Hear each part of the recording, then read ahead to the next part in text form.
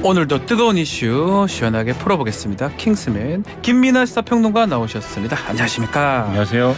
자, 정치권 소식 키워드로 알아보고 있습니다. 첫 번째 키워드 뭡니까?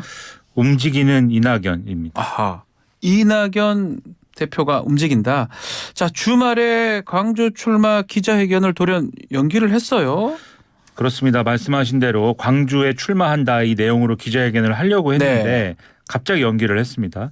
그 이유에 대해서 민주 세력의 결집과 확장을 위해서 긴급히 해야 할 일이 생겼다라는 이유를 얘기를 했는데 여기에 대해서는 언론에서 중요한 인물을 만났기 때문이다 아하. 이렇게 보도를 하고 있네요. 누구를 만난 겁니까 그러면? 그러니까 서울 모처에서 임종석 전 대통령 비서실장을 만났다라는 건데요.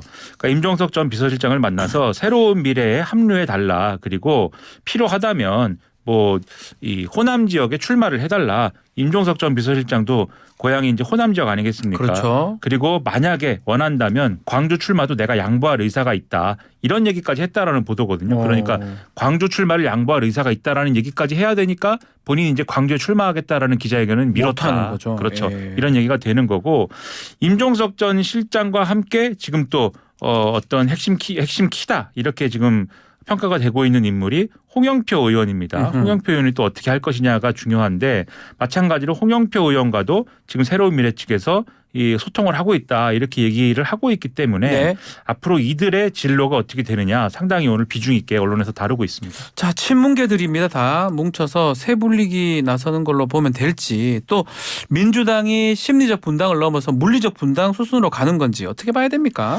일단 언론은 이 소위 말하는 친문 그리고 뭐 비명 이 분들이 공천을 받지 못한 그런 상황에서 민주연대 뭐 민주연합 이런 형태로 뭔가의 모임을 꾸려가지고 공동대응한다라는 거에 대해서는 여러모로 보도를 하고 있습니다. 예. 그리고 과거에 이제 친박연대가 있지 않았습니까? 네. 그리고 친박연대가 당시에 총선 대응할 때 보면 친박연대도 있었지만 친박 성향의 출마자들 중에 무소속 연대를 연대도 그렇죠. 있었어요. 따로 네. 꾸려가지고 대응한 경우도 있었습니다.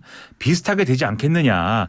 꼭 이제 이런 틀로 하지 않더라도 느슨한 어떤 연대를 무소속 후보로 나가는 분들하고도 할 수 있지 않겠느냐. 이런 전망도 내놓고는 있는 상황입니다. 그런데 이것도 이제 잘 될 수 있겠느냐에 대해서는 민주당 내에서는 좀 이렇게 여러모로 비관적으로 보는 시선도 있다. 이거를 이제 보도를 하고 있는데요. 왜냐하면 소위 말하는 친문 이렇게 해서 같이 움직이려면 친문이라고 분류될 수 있는 사람들이 일괄적으로 다 공천을 못 받거나 이런 상황이어야 공동으로 움직일 수 있는 거 아니겠습니까? 그런데 윤건영 의원이라든가 그다음에 고민정 의원이라든가 그리고 이제 소위 말하는 86그룹 중에서는 이인영 의원이라든가 이런 분들은 이제 단수 공천을 받은 상황이지 않습니까? 네. 또 전해철 의원의 경우에도 뭐 컷오프 될 수도 있다 이렇게 거론이 됐는데 여러 가지로 뭐 이런 여러모로 불리한 여러 가지를 안고 하더라도 어쨌든 경선 기회를 지금 얻은 상황이죠. 그렇기 때문에 민주당 내에서는 일방적으로 뭐 탈당을 선택하거나 이럴 수 있는 상황은 아닌 경우들이 많기 때문에 연쇄 탈당이 일어나더라도 그 규모가 크지는 않을 거여서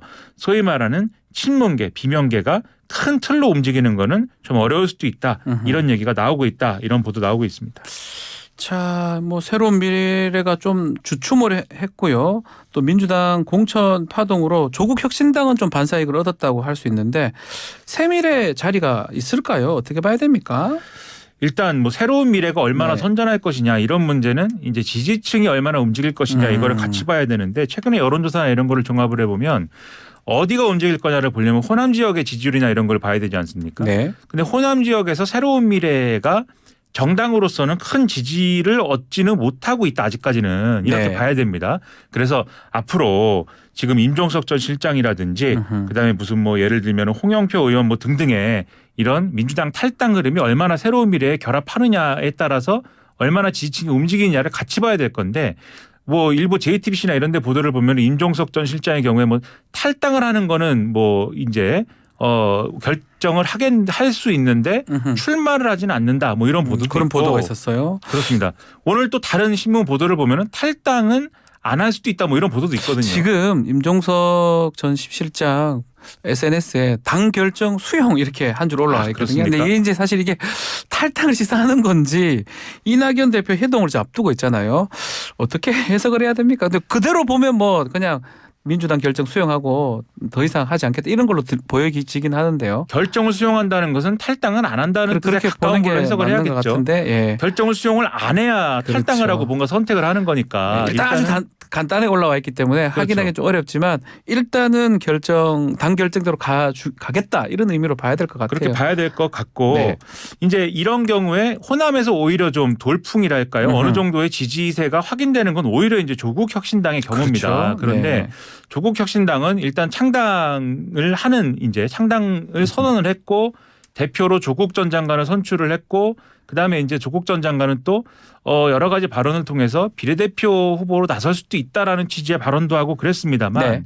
여기서 주목이 되는 것은 일단 조국혁신당이 지역구에 출마하는 것을 집중하기보다는 여전히 비례대표 이 선거에 집중하는 모양새라는 거예요. 그래서 민주당하고는 어쨌든 연대를 하는 그런 어떤 모양새를 갖춰가겠다.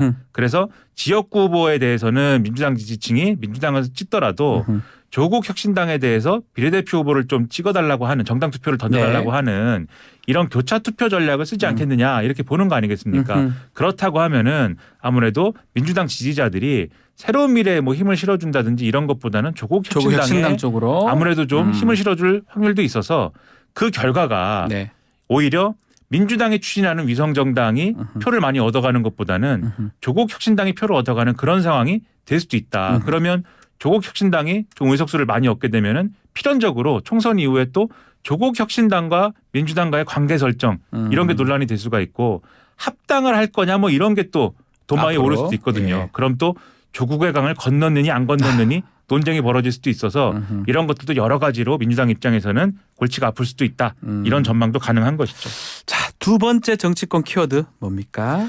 명룡대전 대진표 확정입니다. 명룡대전 등. 예. 자, 총선이 얼마 남지 않은 가운데 역대급 대진표는 나오고 있습니다. 그 명룡대전.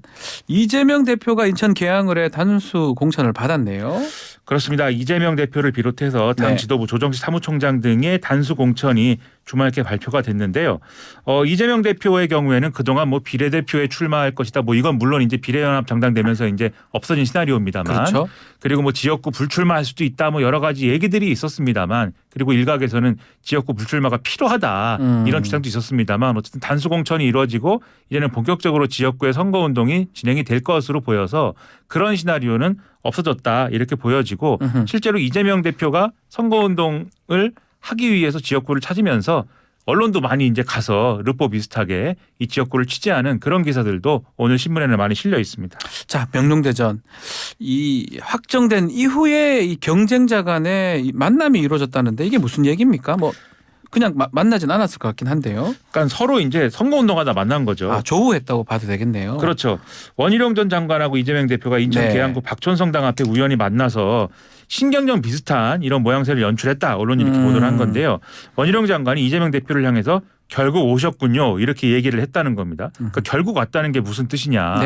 안 올 수도 있다고 하더니 결국 왔다. 이런 뜻이죠. 지금 원희룡 전 장관은. 근데 이재명 대표는 여기에 대해서 무슨 말씀인지라고 얘기를 하면서 웃으면서 지나갔다라는 건데 내가 언제 안 온다고 한 적 있느냐.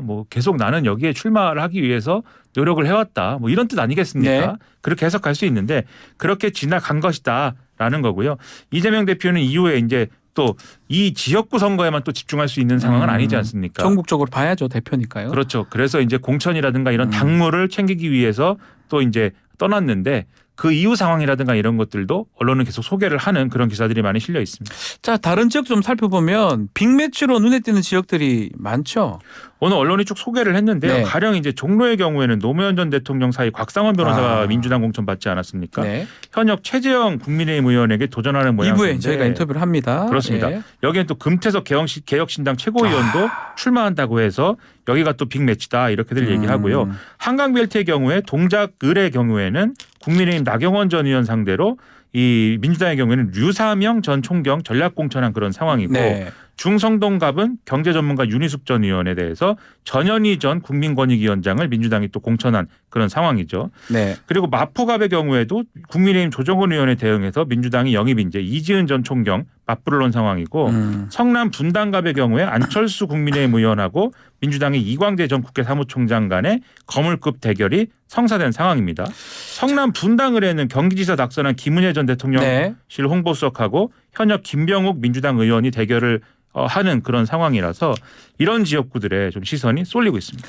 특히 지금 말했던 뭐 여전자 3인방이라고 민주당에서 얘기했던데요. 이 전현희 위원장은 이제 정해졌는데 추미애 이현주 다른 그 두 분은 어디로 가는 겁니까? 일단 추미애 전 장관의 경우에는 경기 네. 하남 갑에 이제 신설 지역구인데 지역구죠. 전략 공천된 상황이고 예. 이현주 전 의원의 경우에는 경기 용인정에서 세 사람 간의 경선을 치러야 되는 그런 상황입니다. 근데 이 추미애 전 장관도 그렇고 이현주 전 의원도 그렇고 민주당 강세 지역에 지금 공천이 된 거다 이런 평가가 나오고 있습니다. 예. 자, 뭐 험지한다고 했는데 그럼 결국은 좀 양지로 가는 겁니까? 어떻게 되는 겁니까? 지금 안규백 전략공천관리위원장이 여전사 3인방의 경우에는 험지 차출한다 이런 취지의 얘기를 해서 그게 이제 좀 논란인데요.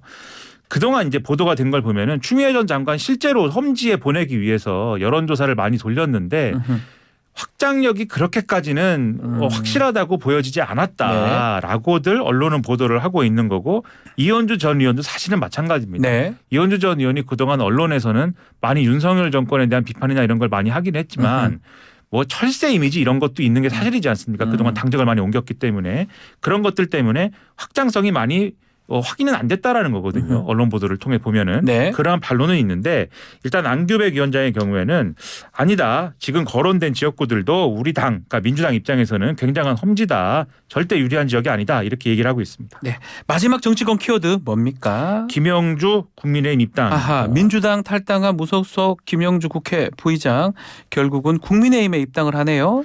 그렇습니다. 1일 날 뭐 탈당계 내고 그다음에 한동훈 비대위원장을 만났다. 이 기사가 쭉 나왔는데 예.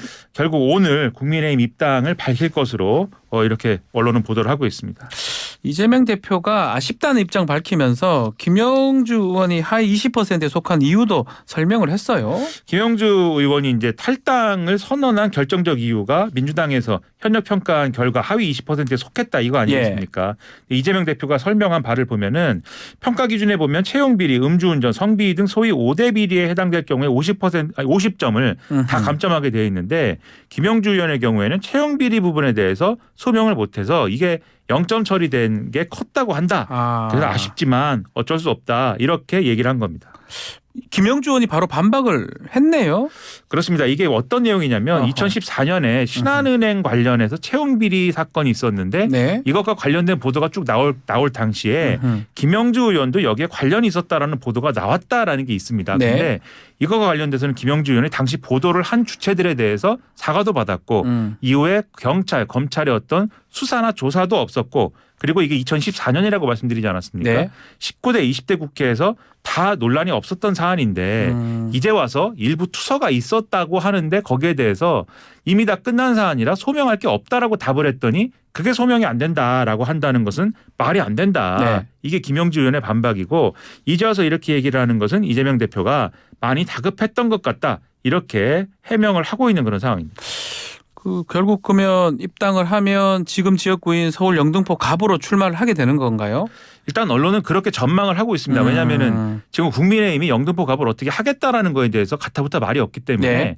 결국 김영주 의원을 의식해서 공천하려고 하는 거 아니냐 이렇게 보고 있거든요. 다만 김영주 의원 측은 아직 거기에 대해서는 결론을 내리지 않았다라고 얘기를 하고 있고요. 네. 그리고 어쨌든 국회 부의장까지 지낸 인물이 민주당 소속이다가 갑자기 국민의힘으로 옮긴 거에 대해서는 여론이 썩 좋을 수는 없는 거거든요. 그렇죠. 오늘 언론을 봐도 조선일보부터 소위 말하는 이제 이 논조가 그래도 진보적이라고 하는 한겨레, 경향 이런 신문들까지 사설, 칼럼 그리고 기사 일부 코멘트 이런 것들을 통해서 이것에 대해서는 다 비판적인 입장을 얘기를 하고 있습니다. 예. 그렇기 때문에 이런 것까지 감안해서 판단을 해야 될 텐데 일단 국민의힘의 한동훈 비대위원장은 공천을 하는 방향을 굉장히 강하게 얘기하고 있습니다만 결론은 오늘 봐야 될 것 같습니다. 상대적으로 뭐 조용한 공천이라고 평가를 받고 있는 국민의힘에 주말 중에 이 탈락자 분신 시도가 있었네요. 장일 전 국민의힘 서울 노원을 당협위원장이 3일 서울 여의도 국민의힘 당사 앞에서 공천심사 결과에 반발해서 분신 시도를 했고 예. 경찰이 제압을 했다라는 건데요. 이 노원을 당협위원장이라고 말씀드렸습니다. 노원이 이제 선거구가 3개였다가 2개로 이제 개편되지 가불로 않았습니까? 돼버렸죠. 그렇습니다. 예. 그래서 노원갑에 공천 신청했는데 여기서 공천에서 탈락을 한 거거든요. 여기서 3자 경선이 결정이 됐는데 탈락을 했기 때문에 여기 반발해서 아하. 이러한 일을 벌였다라는 겁니다. 알겠습니다. 정치권 소식 이 정도 보고요. 자, 지난 3일입니다. 어제 대한의사협회 비대위가 여의도 공원 인근에서 전국의사 총궐기 대회 개최를 했습니다. 어떻습니까? 이 정부의 의대 정원 확대 네. 그리고 필수 의료 정책 패키지 등에 반발하는 의대생 2만여 명이 여의도 일대에 집결해서 정책 전면 백지화를 촉구를 했는데 즉 2만여 명 이렇게 말씀드리지 않았습니까? 주최 측은 최종적으로 4만 명이 참석을 했다. 2만 명 신고를 했는데 네. 이렇게 얘기를 했습니다만 경찰 측은 우리가 추산해 볼 때는 1만 2천 명 정도가 참석했다. 이렇게 얘기를 하고 있습니다. 차이가 있네요. 항상 그런 것 같기도 하고 여기서 좀 문제가 되는 게 제약회사 직원이 동원됐다 이런 의혹이 있습니다. 어떤 내용입니까? 그러니까 인터넷상에 예. 일부 이제 제약회사 영업사원 등이 이 의사 총궐기에 제약회사 영업맨 필참이라고 해서 아이고야. 참여해야 될 것 같다. 거래처 의사가 내일 안 나오면 약 바꾸겠다고 협박해서 강제 동원된다. 뭐 이런 내용을 올렸다라고 해서 이게 논란이 되고 있다는 겁니다. 그러니까 일부 의사들이 제약회사 영업사원들을 대상으로 참석을 강요했다. 이런 논란이 제기가 됐다는 것이죠.